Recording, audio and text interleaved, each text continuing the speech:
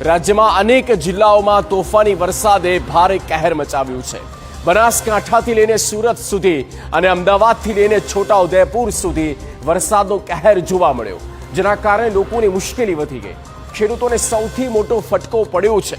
ત્યારે જુઓ કેવી રીતે ત્રાટક્યો તોફાની વરસાદ।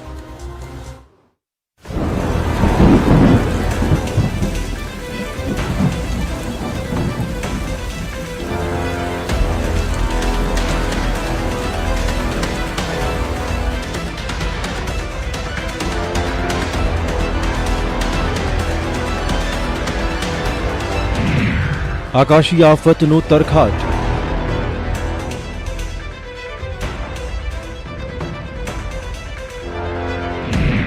તોફાની પવનથી ફફડાટ,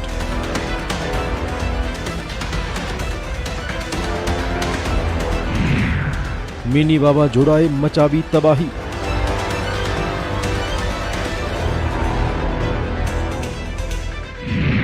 વાવ થરાદમાં થયા 2 લોકોના મોત,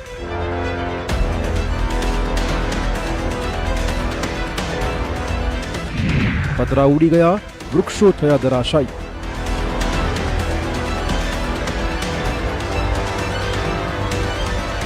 ચોમાસા પહેલા મેઘાનું ભારે કહેર।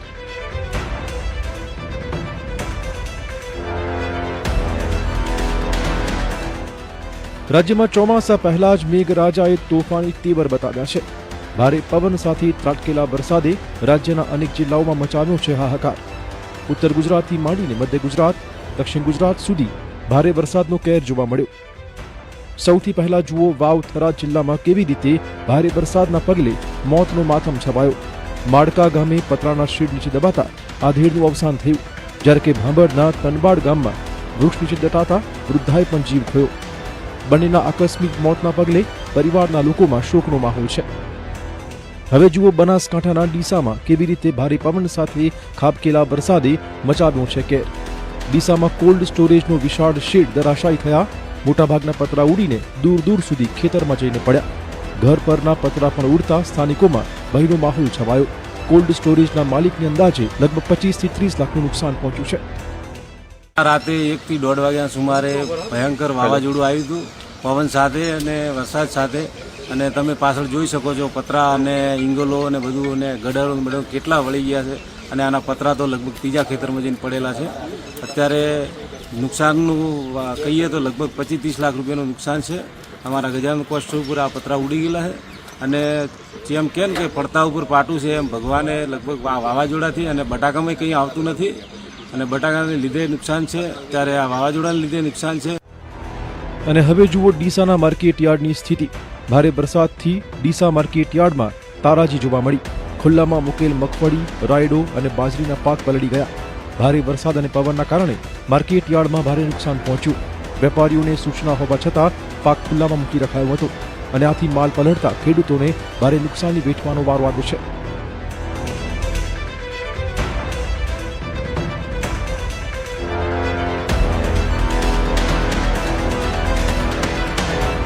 બીજી બાજુ પાટણના રાધનપુરમાં પણ નુકસાન પહોંચ્યું છે। બાદરપુરા ગામે ભારે પવન સાથે ધોધમાર વરસાદ ખાબક્યો। ભારે પવનના લીધે અનેક મકાનના પતરા ઉડી ગયા। ગ્રામ્ય વિસ્તારમાં અનેક જગ્યાએ વીજપોલ ધરાશાયી થયા। ખેડૂતોને ચણા સહિતના તૈયાર પાકમાં નુકસાન પહોંચ્યું છે। ગામડાના સરપંચો છે કે ગામ લોકોને કહેવું પડે કે ભાઈ વરસાદને વાવાઝોડું આવવાનું છે તો તમારે સેફટી રાખવી, પણ અમને હજુ સુધી કોઈ સૂચના આપવામાં નથી આવી કે નથી કોઈ હજુ અધિકારી અહીંયા જોવા માટે આવ્યા। તો મારી સરકારને ખાસ વિનંતી છે કે જે નુકસાન થયું છે એની સર્વે કરાવે, અને ખેડૂતોને ખરેખર અને ગામ લોકોને જે મકાનના પતરા ઉડી ગયા, કોઈ ઇંગલો ઉડી જાય છે, મોટા પાયે નુકસાન થયું છે, તો એની સર્વે કરીને જે ભરપાઈ આપે સરકારને અમારી માંગ છે। વાત કરીએ વડોદરાની, જ્યાં વાવાઝોડાની અણધારી આફતે કેરી પકવતા ખેડૂતોની કમર તોડી નાખી। સોમવારે રાજ્યભરમાં અનેક જગ્યાએ વાવાઝોડા સાથે વરસાદ ખાબક્યો હતો, ત્યારે વડોદરાના વાઘોડિયામાં પણ ધોધમાર વરસાદે તારાજી સર્જી છે। વડોદરાના અનેક તાલુકામાં તોફાની પવન સાથે વરસાદ ખાબકતા આંબાવાડીમાં તૈયાર કરેલી કેરી ખરી પડતા પાકને મોટું નુકસાન પહોંચ્યું છે। સિઝનની શરૂઆતમાં જ આંબાના મોર જોઈને સોદો કરનાર વેપારીઓ આ કુદરતી આફતથી આર્થિક સંકટમાં છે। ગઈકાલે અચાનક વાવાઝોડું આવ્યું, એના કારણે ઘણી કેરીઓ ગરી જાય છે આંબાવાડિયામાં। અમે ઊંચા ભાવે રાખેલી છે વાડી, ઝાડના નાના નાના મરવા હતા તારની રાખેલી છે વાડી। હવે વેચવાના ટાઈમે બધું અચાનક વાવાઝોડું આવ્યું, એમાં બધો માલ અમારો ગળી ગયો છે। આવા તો ઘણા વેપારીને નુકસાન થયું છે. કાળી મજૂરી કરી ખેડૂત જ્યારે પોતાના પાકને વહાલથી મોટો કરે છે ત્યારે તેની નજર આકાશ તરફ હોય છે, પણ એ જ આકાશ મોડી રાત્રે આફત બની વરસે ત્યારે ખેડૂતોની મહેનત પર પાણી ફરી વળતું હોય છે.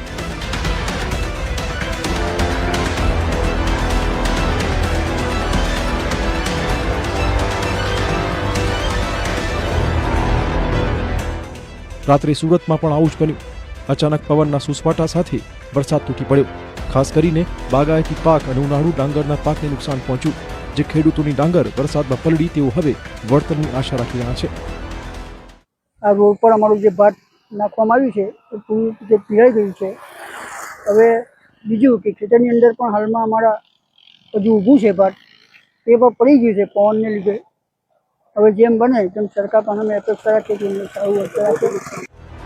બીજી બાજુ દાહોદના પડાવમાં વાવાઝોડાએ તબાહી મચાવી. દાહોદ કાર્નિવલ મેળામાં નુકસાન પહોંચ્યું. મેળો શરૂ થાય તે પહેલા જ ભારે પવનના કારણે મેળો વેરવિખેર થઈ ગયો. સંચાલકોને મોટો આર્થિક ફટકો પડ્યો છે. દાહોદ ખાતે કાર્નિવલ મેળાનું અમે આયોજન કરેલ હતું, પણ અચાનક મેળામાં વાવાઝોડા આવવાને કારણે અમારા મેળાનો ગેટ આખો ગેટ ધરાશાયી થઈ ગયો છે. પબ્લિક હતી નહીં મેળામાં, અને પબ્લિકને કોઈ પણ પ્રકારની જાનહાનિ થઈ જ નથી, કારણ કે પબ્લિક હતી જ નહીં સાહેબ મેળામાં. અને મેળામાં ઓછામાં ઓછું ગેટ પડવાથી 10 થી 12 લાખ રૂપિયાનું નુકસાન થયું છે. અને આ અમારે ફરી ઊભું કરતા ઓછામાં ઓછા 10 થી 15 દિવસનો સમય મર્યાદા લાગે છે, જે પણ અમારા ગરીબ જેવા માણસો માટે મોટું નુકસાનકારક છે.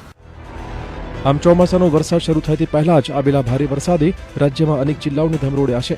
હજુ પણ આગામી દિવસોમાં વરસાદની આગાહી છે, ત્યારે મેઘાનું તરખાટ આગામી દિવસોમાં પણ જોવા મળી શકે તેમ છે. Bureau report TV9.